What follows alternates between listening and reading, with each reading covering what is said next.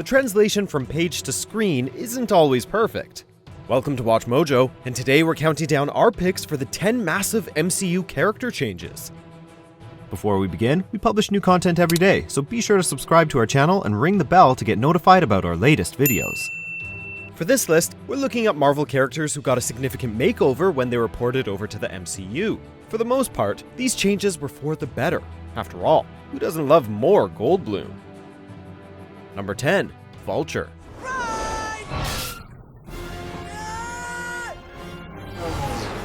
What the hell? The winged villain is one of Spider-Man's oldest foes, and we mean that in more ways than one. An aging inventor who created a set of flight-capable wings, he set out to prove that the life of a supervillain wasn't just for the young. For this MCU debut, the character was still played by a slightly older man in the form of Michael Keaton, but the frail figure of the comics was gone in favor of a tougher, more intimidating baddie. And don't you ever interfere with my business again. Because if you do, I'll kill you and everybody you love.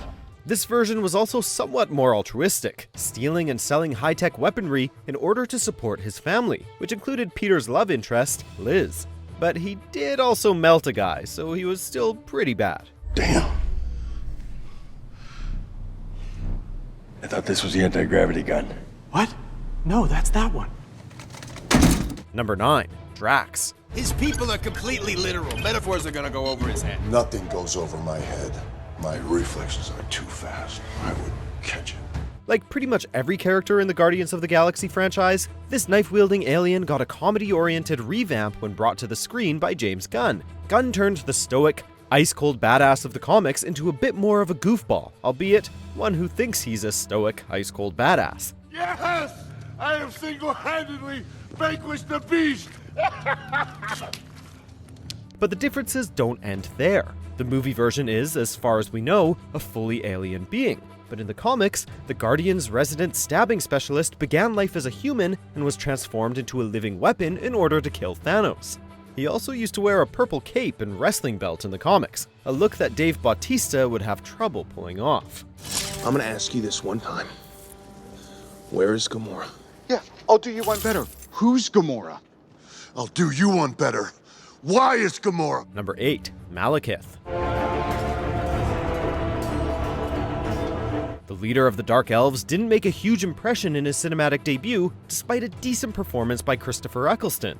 A ghostly pale figure clad in fantasy armor, he looks straight out of Lord of the Rings, but not in that interesting of a way. You needn't have come so far, Asgardian. Death would have come to you soon enough. He probably would have made a better impression if he'd had his comics wardrobe, an ostentatious black and red number complete with luxuriant elven locks that would make even Legolas jealous. He's also an extremely powerful sorcerer in the comics, while his on-screen version only gained such powers after acquiring the Infinity Stone known as the Ether. The comics version of Malekith always has a sinister smile, but there was nothing joyful about the MCU version. Have you come to witness the end of your universe? Number 7. Whiplash.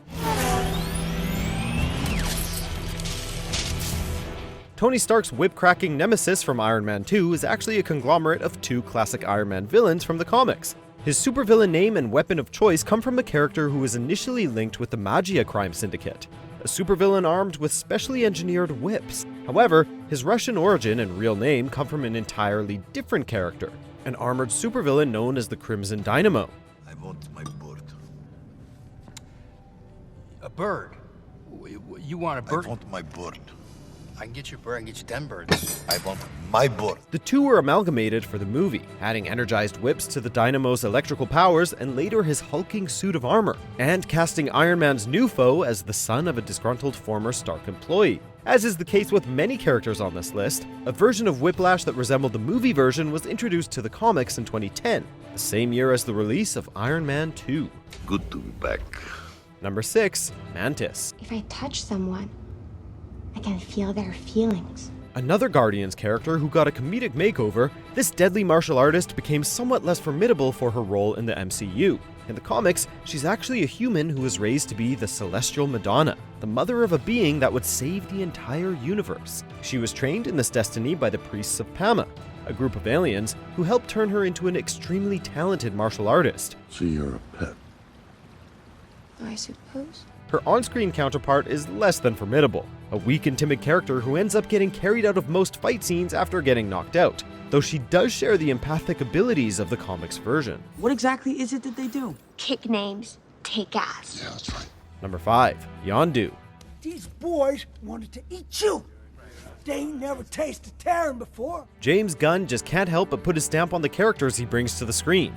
While they both sport mohawks, blue skin, and a deadly arrow, the similarities between the two mostly end there. The comics version is actually a member of the original Guardians of the Galaxy, a group of freedom fighters from the distant future. He may have been your father, boy, but he wasn't your daddy. The MCU version of the character is much more of a scruffy rogue, the leader of a faction of space pirates and wielder of a telekinetically controlled arrow.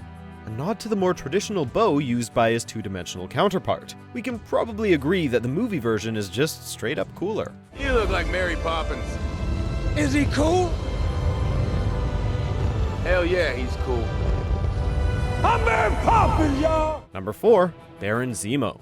One of the Avengers' most infamous villains, this rather flamboyant and grandiose baddie was almost entirely transformed for his appearance in Captain America: Civil War. A second-generation leader of Hydra, this classic Marvel villain is known for his extravagant costume, complete with purple mask and mink collar, and his flair for larger-than-life supervillain theatrics. I thought about nothing else for over a year. I studied you. I followed you. But now that you're standing here, I just realized there's a bit of green in the blue of your eyes. The MCU version of the character is significantly more subdued and much more nuanced. Rather than a Nazi terrorist, he's a man who lost his family during the events of Age of Ultron and swore to retaliate by destroying the Avengers.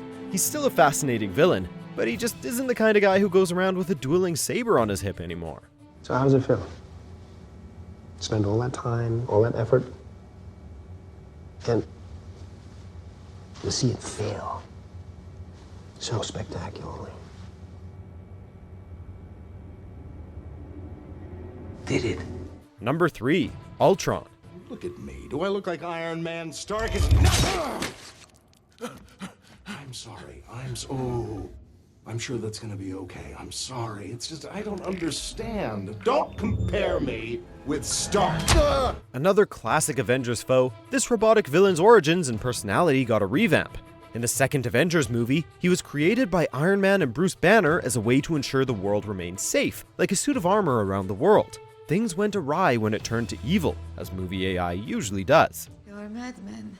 There were more than a dozen extinction-level events before even the dinosaurs got theirs. The comics iteration was instead created by Hank Pym, a character who hadn't been introduced in the MCU when Age of Ultron came out. Beyond this new origin, the character also took on some of Tony Stark's snarky personality, making for a more charismatic evil robot than his comic book counterpart, thanks in large part to James Spader's performance. What doesn't kill you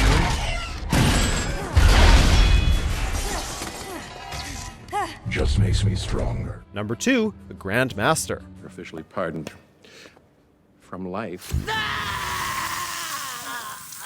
The difference between these two versions of the character can really be boiled down to one important element: Jeff Goldblum. The comics version of the character has approximately 0% Goldblum, but when he appeared in Thor Ragnarok, his Goldblum levels had been taken up to a solid 100%. The slaves have armed themselves. Oh, I don't like that word. Which mainframe? No, why would I not like mainframe? No, the yes word, yes word. Sorry, the prisoners with jobs have armed themselves. Okay, that's better, that's better. We're talking maximum Goldblum here, people. The comics version is also one of the Elders of the Universe, some of the oldest beings in the universe, and a club that also claims the Collector among its members. The MCU version is still pretty darn old, but this is due to his life on Sakaar, a planet where time moves differently. I gotta say, I'm proud of you all. This revolution has been a huge success. Yay us. Pat on the back. Pat on the back. Number 1, the Mandarin. Some people call me a terrorist. I consider myself a teacher. Perhaps the most infamous change made to a Marvel character is the one made to this notorious Iron Man villain. When the curtain rose on the third Iron Man movie, it looked like the biggest change to the character was a change in ethnicity, with the formerly Asian supervillain now being portrayed as a Middle Eastern man. Where's the Mandarin? Where is it? Whoa, no, he's here. He's here, but he's not here. He's here, but he's not. But then came the infamous twist, which revealed that the cinematic version of Iron Man's arch foe was actually an actor hired by the film's true villain, Aldrich Killian, who was also drastically changed from a suicidal scientist to a full-fledged supervillain. We weren't expecting him to be the Fu Manchu-style caricature of the comics, but this was not what we had in mind. You just nod off? Hey. No, on a lovely speedboat. Do you agree with our picks? Check out these other great clips from WatchMojo and be sure to subscribe and ring the bell to be notified about our latest videos.